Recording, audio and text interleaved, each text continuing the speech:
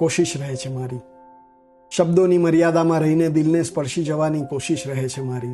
અને સાદગીના શણગારમાં લાગણીઓને સજાવવાની કોશિશ રહે છે મારી.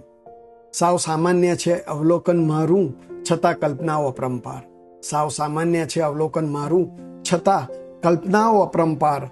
એ દરેક કલ્પનાના આકાશમાં તને જ વસાવવાની કોશિશ રહે છે મારી.